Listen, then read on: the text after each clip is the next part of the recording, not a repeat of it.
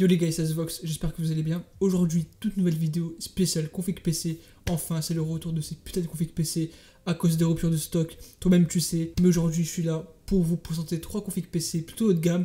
Donc il y aura 2 configs PC prémontés entre 1000 et 1100 euros. Et la config à 1500 sera que des composants. Et pareil pour la config à 2000 euros. Donc ce qui fait que pour les deux dernières configs, il faudra non seulement monter le PC vous-même et installer Windows.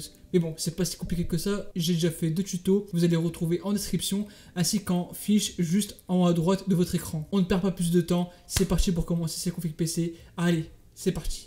Ouais BG, attends, je te coupe parce que cette vidéo là elle est sponsorisée par le site wookay.com, un site de revente de clés où vous pouvez trouver des jeux PC, mais surtout ce qui va nous intéresser ce sont les clés de Windows 10 Pro. En effet, dans la description vous allez voir un petit lien qui permet d'avoir une clé Windows pour pas cher, surtout en appliquant mon code promo AX20 qui vous permettra d'avoir une clé Windows 10 Pro pour seulement 12 euros. Et tu connais, une fois que tu as rempli tes coordonnées, tes infos, etc., tu vas recevoir dans ta boîte mail, voire même dans le site, une fois que tu t'es inscrit, la clé en question. Et du coup, ce qu'il faudra faire, c'est simplement aller dans les paramètres Windows 10, dans mise à jour et sécurité, aller dans l'onglet activation, et là, vous collerez la clé Windows que vous avez achetée, et du coup, votre Windows est activé. Il y aura tout en description, donc n'hésitez pas à le faire si jamais vous avez monté votre PC et que en plus vous devez activer Windows 10.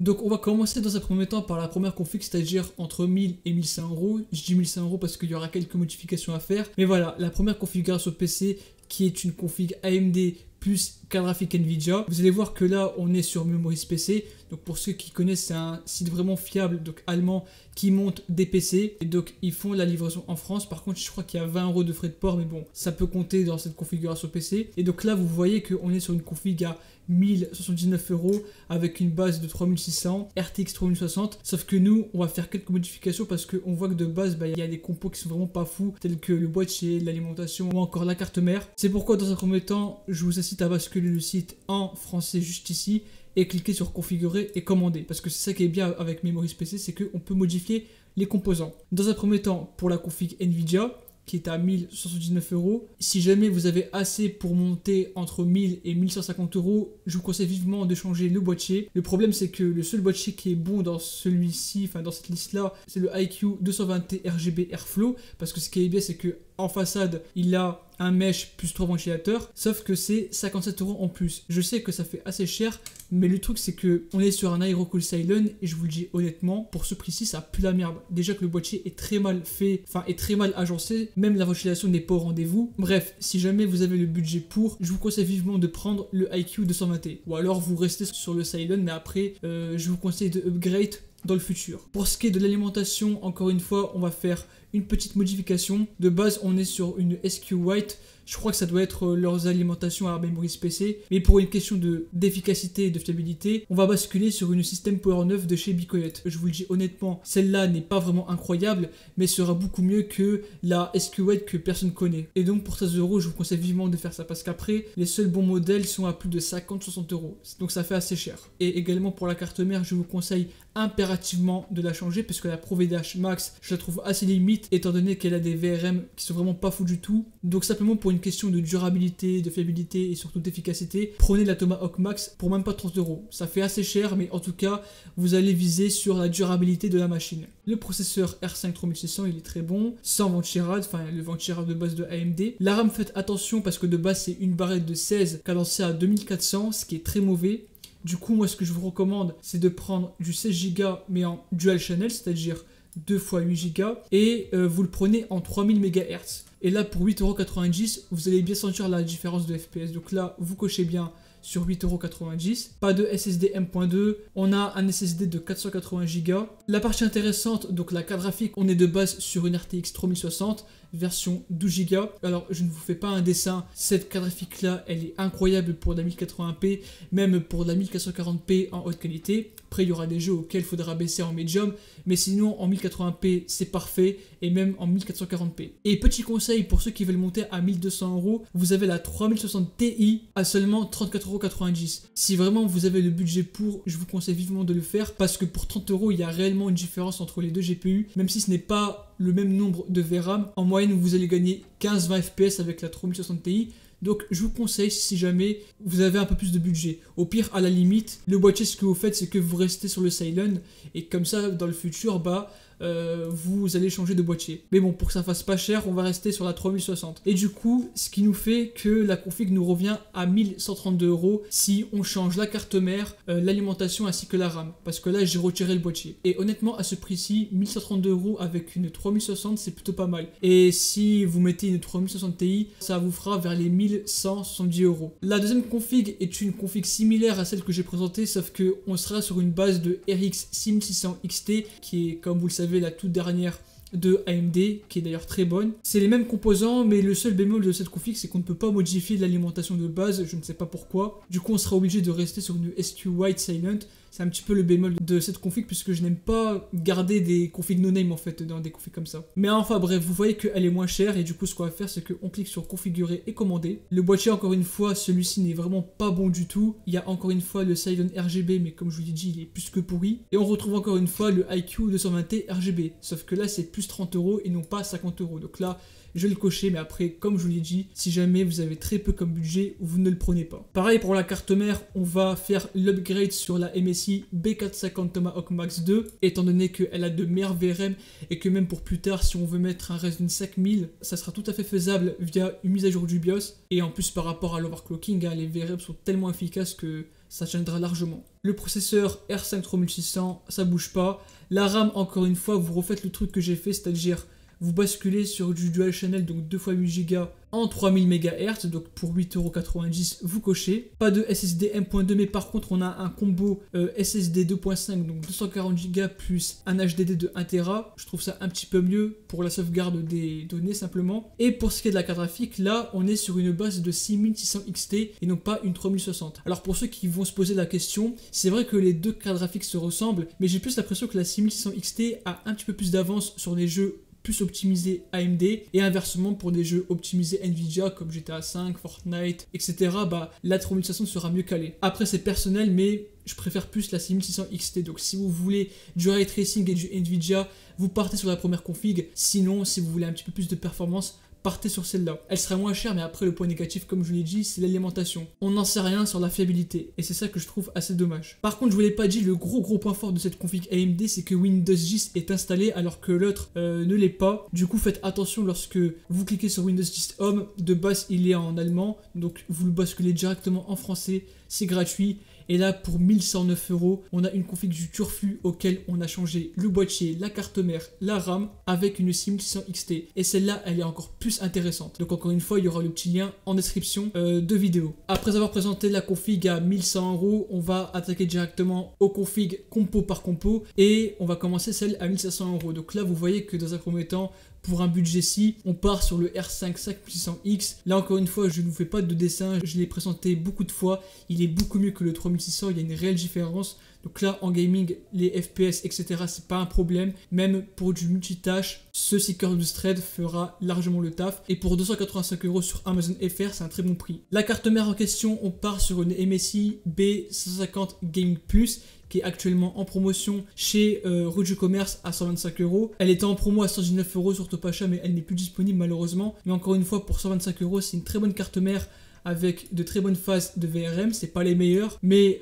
elles sont largement suffisantes, même pour un 5600X et pour d'autres processeurs. Donc là, je vous le recommande fortement. La RAM pour 86 € sur Amazon Allemagne, on a un kit de 2 barrettes de 8 de chez Crucial. Que la particularité d'être cadencé à 3600 MHz avec un case de 16, c'est beaucoup mieux que le 3200 case 16 ou le 3000 case 15. Là, en tout cas, vous allez bien en tirer par rapport aux performances. Et surtout avec un 5600X, les 3600 MHz, vous allez bien les sentir. C'est pas obligatoire, mais j'ai mis en option un Bicoyet Dark Rock 4 qui est à 64 € sur Amazon FR. C'est un bon multirad et même s'il date, il fera largement le taf si par exemple vous voulez l'overclocker ou même plus tard partir sur un plus gros processeur. Là, le ventirad il sera mieux parce que après le 5600X, tous les autres processeurs Ryzen 5000 ne sont pas fournis avec le ventirad de base. Ou à la limite, si vous voulez un water cooling IO, même si encore une fois je ne suis pas fan, c'est une question d'efficacité. On a le Core Liquid 240R de chez MSI. Lui, pour l'instant, ça va encore. Il a encore quelques points positifs. Après, à voir si est-ce que dans le temps, il est durable. Mais sinon, pour 87 €, il est sur du commerce. Et je crois qu'il y a même une offre de remise de MSI qui fait que vous avez 10 € qui sont remboursés. Du coup, ce qui fait que ce water cooling-là vous revient à 77 €. Mais encore une fois, c'est facultatif et prenez-le que si vous avez le budget. Par rapport à la carte graphique, le point le plus compliqué, là pour l'instant j'ai trouvé une RTX 3070 de chez EVGA. Il n'y a pas longtemps elle était en stock, donc là il se peut qu'elle revienne. Mais sinon si vous voulez un petit conseil, il y a des serveurs Discord qui font des drops de cartes graphiques. Je pense notamment au serveur Discord Bavarnold auquel ils font pas mal de drops de RTX. Donc si jamais vous trouvez une RTX 3070 à environ 750 €, bah c'est un très bon prix. Après on a la 3060 Ti mais entre les deux GPU il y a une réelle différence. Donc visez la 3070 ou encore à la limite la 6700 XT. Mais je la trouve un petit peu moins bien que la 3070. Mais bref, si jamais vous trouvez ce GPU à environ 730-750 €, pourquoi pas la prendre. En stockage, on a le retour du Crucial MX500 en version 1 Tera à 84 €. C'est un très bon prix. Le rapport quantité-prix est plus qu'intéressant.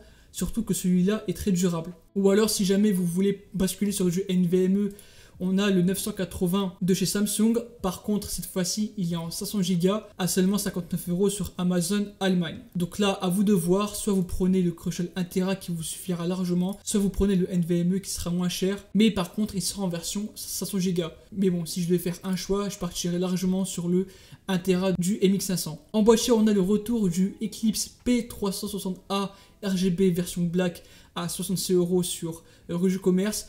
Pour l'avoir monté, c'est un très bon boîtier qui a un bon airflow. Le seul bémol, c'est qu'à l'arrière, il n'y a pas de ventilateur. Donc ce que je vous recommande sur Amazon, vous pouvez trouver un article P12 ou P14 pour 5 €. Ça ne vaut que dalle. Mais sinon, par rapport au montage, à la visserie, à la qualité et même à l'airflow, c'est plus que correct. Et pour moi, c'est l'un des meilleurs boîtiers à l'heure actuelle pour environ 60-70 €. Et enfin, pour l'alimentation, rien de plus que la Seasonic Focus GX. Celle-ci, c'est la version 650 watts. Ça sera largement suffisant pour une RTX 3070. Enfin, on dirait pas, mais quand on fait le calcul, c'est plus que suffisant. Et du coup, cette alimentation qui est full modulaire de chez Seasonic, elle est très good en termes d'efficacité et fiabilité. Maintenant, vous connaissez Seasonic, c'est une très bonne base par rapport aux alimentations et je ne cesse de recommander. Et enfin, on va directement attaquer par la config à 2000 €. Vous allez voir qu'il y a beaucoup de composants que j'ai repris dans la config à 1500 €, mais c'est tout de même valable et c'est toujours compatible. Donc là, pour la config à 2000 €, on passe du R5 5600X au R7 5800X. Là, la grosse différence, c'est que,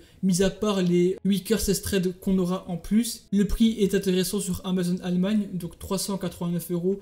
C'est le moins cher que j'ai trouvé. Et surtout par rapport à tout ce qui est multitâche, virtualisation, il sera 1000 fois mieux que le 5600X. Donc là, si vous voulez aller plus loin que du gaming, bah, ce processeur-là est très performant. En carte mère, on a actuellement un très bon plan, donc la Asus ROG Strix B550F Gaming en version Wi-Fi à seulement 199 €. Alors attention, ce n'est pas que 199 € parce que actuellement il y a une offre de remise de chez Asus. Je vous fais montrer ça. Lorsque on achète une carte mère chez Asus, on voit que cette version-là, on a un remboursement de 50 €. Donc en gros, c'est un formulaire à remplir une fois qu'on a commandé cette carte mère-ci. Du coup, ce qui fait que la carte mère, au final, nous revient à 149 €. Et pour information, pour moi, c'est l'une des meilleures cartes mères au chipset B550 si on parle de Asus. Déjà que le BIOS est très costaud, même la carte mère en elle-même, il n'y a rien à dire, c'est de la très bonne qualité. Et également, si vous voulez rester sur du MSI, un truc qui est similaire à la Asus, la Gaming Edge Wi-Fi, qui elle, encore une fois, a une carte Wi-Fi juste à côté et qui, encore une fois, est très bon pour son prix.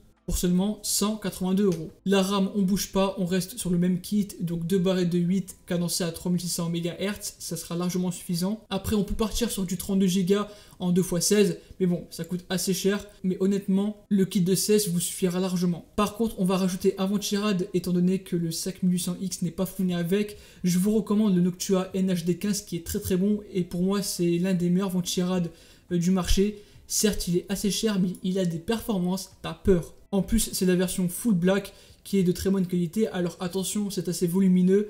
Mais bon, l'installation est plus ou moins correcte. C'est pas non plus difficile. Mais bon, 109 € si vous voulez des performances, le NHD15 Chrome Max Black est très bon. Et vice versa, si vous voulez plus un water cooling, bah encore une fois, le MSI Core Liquid 240R à 87 €. enfin 77 € avec l'ODR de MSI. La carte graphique, qu'est-ce que je peux vous recommander? Actuellement, on trouve pas mal de 3080 entre 1000, 1100, voire à la limite 1200 €. C'est l'exemple de cette carte graphique là, donc la Zotac RTX 3080 en version 10 Go, celle-ci est très très bonne.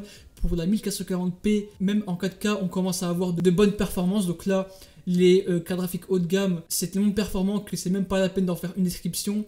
En plus, le design de chez Zotac est plutôt bon. Bon, c'est pas le meilleur en soi par rapport au refroidissement, mais sinon c'est un très très bon GPU. En stockage, on va rester sur un NVMe de chez Samsung, donc le 980 que je vous ai recommandé, mais cette fois-ci en 1 Tera pour seulement 107 €. Si jamais pour vous c'est overkill et que vous êtes sur une utilisation basique, bah repartez sur le Crucial 1 Tera, donc le MX500 à seulement 84 € sur Amazon FR. Et enfin, on va reprendre les mêmes bases, c'est-à-dire le Eclipse P360A Black RGB pour 66 €. Après, si vous voulez un truc un peu mieux, on a le P500A pour je crois 110 € qui lui aussi est très bon. Et enfin, l'alimentation, on va rester sur celle-ci, 87 €, donc la Seasonic Focus GX en version 650 watts qui seront largement suffisants. Après, si vous avez un doute, vous pouvez prendre la version 750 watts, par contre ça sera un petit peu plus cher. Et voilà les gars, c'est la fin de cette vidéo, j'espère que en tout cas ça vous aura plu. Si c'est le cas, n'hésitez pas à vous abonner, à liker, et je vous dis à la prochaine. Et ciao tout le monde, c'était votre gars Asvox.